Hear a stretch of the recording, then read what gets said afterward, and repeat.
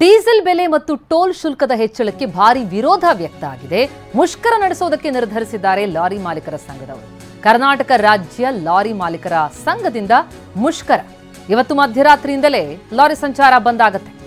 6 ಲಕ್ಷಕ್ಕೂ ಹೆಚ್ಚು ಲಾರಿಗಳ ಕಾರ್ಯಾಚರಣೆ ಇವತ್ತು ಮಧ್ಯರಾತ್ರಿಯಿಂದಲೇ ಸ್ಥಗಿತ ಆಗಲಿದೆ.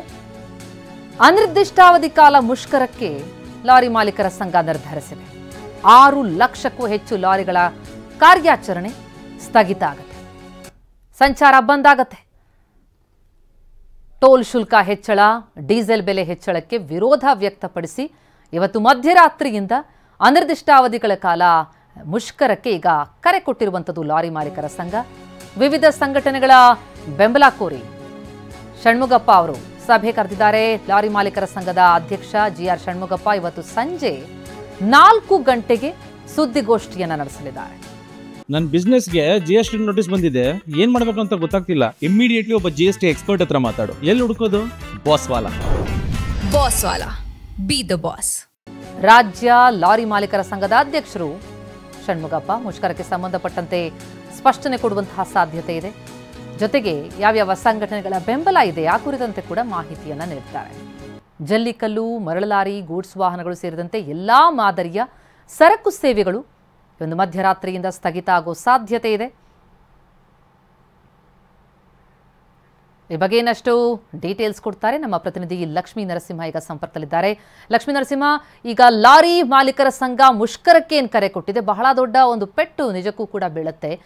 ಈ ಬಗ್ಗೆ ಒಂದು ಸ್ಪಷ್ಟನೆ ಸಿಗ್ತಾ ಇದೆಯಾ? ಇವತ್ತು ರಾತ್ರಿಯಿಂದಲೇ ಸಂಪೂರ್ಣವಾಗಿ ಸಂಚಾರ ಸ್ಥಗಿತ ಆಗತ್ತಾ? ಏನು ಡೀಟೇಲ್ಸ್ ಲಭ್ಯ ಆಗ್ತಿದೆ? ಪ್ರತಿಮಾ ಭಟ್, ಇಂದು ಮಧ್ಯರಾತ್ರಿ 12 ಗಂಟೆ ನಂತರ ಏನು ಲಾರಿ ಮುಷ್ಕರ ಆಗುವುದು 100ಕ್ಕೆ 100 ಖಚಿತ ಅಂತಕ್ಕಂಥ ಸ್ಪಷ್ಟನೆಯನ್ನು ಮತ್ತೊಮ್ಮೆ ಲಾರಿ ಮಾಲೀಕರ ಸಂಘದ ಅಧ್ಯಕ್ಷ ಷಣ್ಮುಗಪ್ಪ ಅವರು ನೀಡಿದ್ದಾರೆ.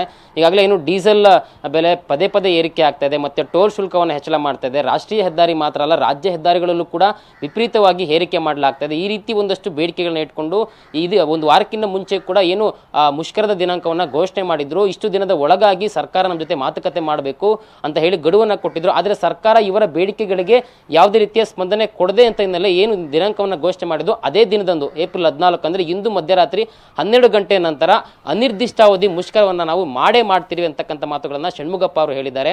ಏನು ಈ ಒಂದು ಮುಷ್ಕರಕ್ಕೆ ಹಲವಾರು ಸಂಘಟನೆಗಳು ಒಂದಷ್ಟು ಚಕಾರವನ್ನು ಎತ್ತಿದ್ದು ನಾವು ಇದಕ್ಕೆ ಬೆಂಬಲ ಯಾಕೆ ಕೊಡಬೇಕು ಅಂತಕ್ಕಂಥ ಮಾತನ್ನು ಹೇಳಿದ್ರು. ಆದರೆ ಷಣ್ಮುಗಪ್ಪ ಅವರು ಹೇಳ್ತಿದ್ದಾರೆ, ಯಾರು ಬೆಂಬಲ ಕೊಡಲಿ ಅಥವಾ ಕೊಡದೇ ಇರಲಿ, ನಮ್ಮ ಒಂದು ಮುಷ್ಕರ ಮಾಡುವಂತೂ 100ಕ್ಕೆ 100 ಖಚಿತ. ಯಾಕಂದ್ರೆ ಲಾರಿ ಮಾಲೀಕರು ಮತ್ತು ಈ ಒಂದು ಕ್ಷೇತ್ರ ಇರತಕ್ಕಂಥ ಕಾರ್ಮಿಕರ ಹಿತದೃಷ್ಟಿಯಿಂದ ಈ ಒಂದು ಮುಷ್ಕರ ನಾವು ಮಾಡಲೇಬೇಕಾದ ಒಂದು ಅನಿವಾರ್ಯತೆ ಇದೆ ಅಂತಕ್ಕಂಥ ಮಾತನ್ನು ಹೇಳಿದ್ದಾರೆ. ಇನ್ನು ಈ ಒಂದು ಮುಷ್ಕರಕ್ಕೆ ರಾಜ್ಯದ ಸುಮಾರು 6 ಲಕ್ಷ ಲಾರಿಗಳು ಬೆಂಬಲ ನೀಡತಕ್ಕಂಥ ಸಾಧ್ಯತೆ ಇದೆ. ಅದರಲ್ಲೂ ಕೂಡ ಏನು ಮರಳು ಮತ್ತು ಜಲ್ಲಿಕಲ್ಲು ಈ ರೀತಿ ಸರಕು ಸಾಗಣೆ ವ್ಯತ್ಯಯದಲ್ಲಿ ಭಾರಿ ವ್ಯತ್ಯಯವಾಗುವಂತ ಸಾಧ್ಯತೆ ಇದೆ. ಪ್ರತಿಮಾ ಭಟ್, ಥ್ಯಾಂಕ್ ಯು ನರಸಿಂಹ ತಮ್ಮ ಮಾಹಿತಿಗೆ.